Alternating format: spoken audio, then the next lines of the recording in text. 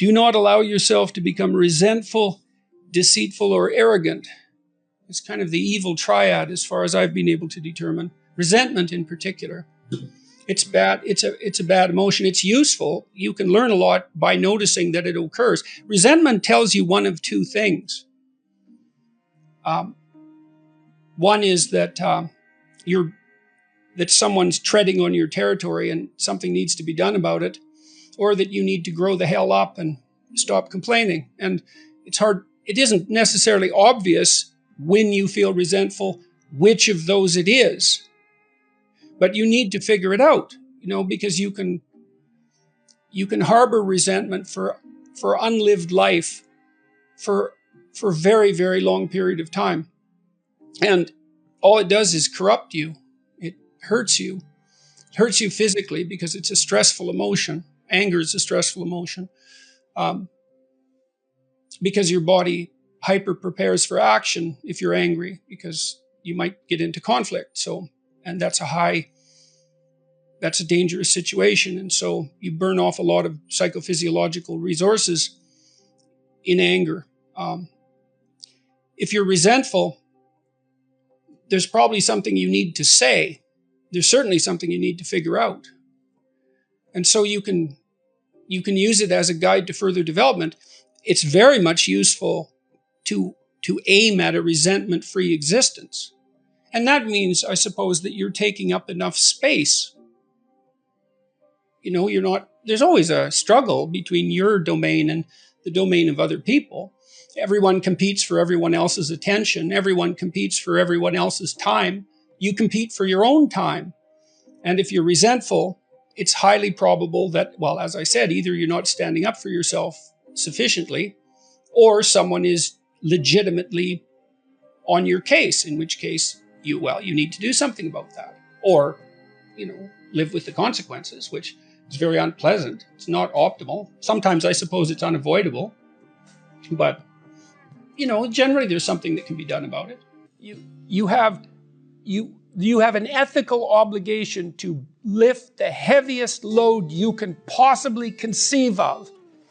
And that's the primary call to adventure in life. And that call to adventure is so worthwhile that it justifies the particularity. Everybody, it's like lights go on. They think, I see. So you need a meaning to set against the suffering and to protect you against that temptation towards malevolence. You need that. Well, where's the meaning to be found? Well, it's not happiness. It's not short-term pleasure. It's not self-development. It's not self-esteem. It's none of those things that are so focused on the individual psyche even. Yeah. It's literally the stumbling uphill towards the city of God with your burden. People go, well, that's where the meaning is, and they know that because they know responsible people. They know they admire responsible people. They already got that. Say, well, that's what you should become. And they think, and not only that, that's what you could become because that's what you are in the deepest sense. You are the center of the world. Has center of the world. It has many centers.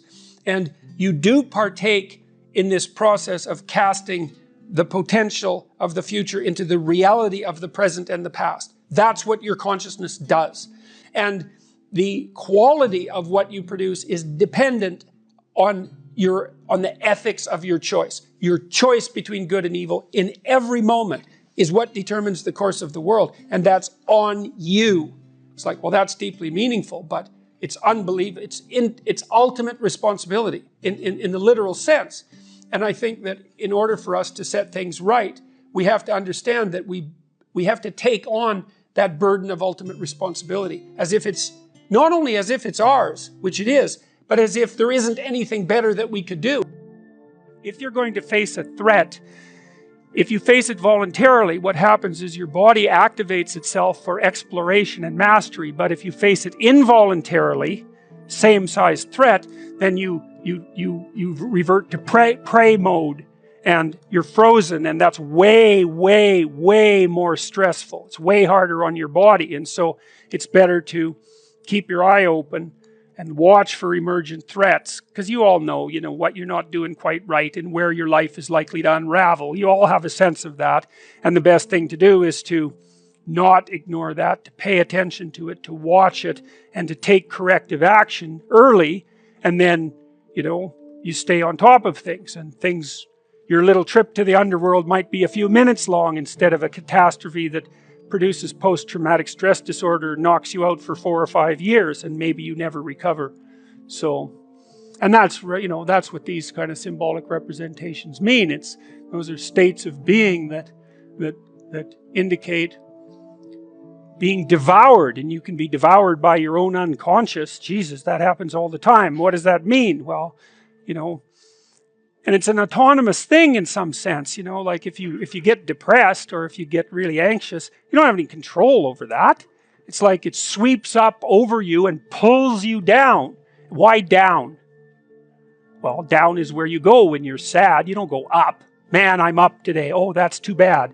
No, it's man, I'm down today. And well, that's partly this, and it's partly because this is subordinate, and it's partly because down is closer to the ground and farther from the sky. Like there's all sorts of reasons you're feeling down rather than up. Up is where you're aiming, right? You aim up, you don't aim down. Someone else's comment is unlikely to bring you to a halt unless you value that comment. So imagine you're going to pursue a goal, but you're full of doubts. And so 40% of you is doubts and 60% of you is pursuing the goal. And then 5 or 6 people object, and they object using the doubts. Well, that's going to be really hard on you. So how do we overcome the self-doubt? Well, partly what that means is you probably haven't thought it through completely. Like, what are you doing? And why? And if you have a bunch of doubts and they haven't been addressed, then you're vulnerable at that point. And it may be that your goal is not everything it could be. And it may be that your strategy isn't fully fleshed out. And so you have to have a conversation with your doubts and take them seriously and see if you can construct a goal that you're on board with. And then a doubt pops up because someone criticizes you and triggers a doubt, and you look at the doubt and you think, okay, here's the doubt, and this is why what I'm doing, maybe won't work. But then you think, but I've thought this through, and I've thought this through, and I've thought this through, and that all works. And so, no, that isn't going to stop me. So I look and I think, well, I'm writing something. Why? Well, I want to figure out this problem. I want to think about this problem. Why? Well, it's an engaging problem, but it's a problem that many people seem to have, so that discussing it and figuring it out seems to be useful. Why? Well, because the more of us who take problems seriously and try to address them and communicate about them, the fewer problems we might have and the less suffering there'll be. And suffering doesn't seem to be a good thing, unnecessary suffering. Maybe we could work towards it, and maybe that's what I should be doing, and that seems to be what's ethical, and that's it.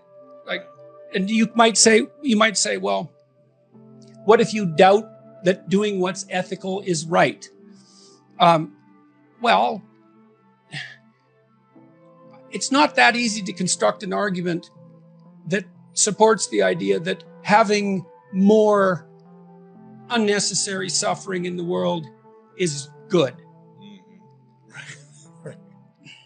So I would say, you want to put yourself on firm moral foundations. And people talk about morality all the time. This is what you should do, or you're a bad person. It's arbitrary.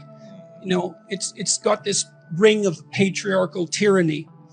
But that's based on a misapprehension of what morality is. It's like, do you want to be tortured by your conscience? Like, how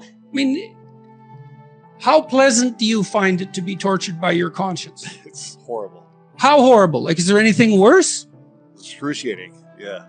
I don't know if there's anything worse. It's up there. You got to live with it. Yeah. For as long as you have it. Yeah. Well, I think that's a universal experience, or near universal experience. So you live ethically when you're not violating your conscience.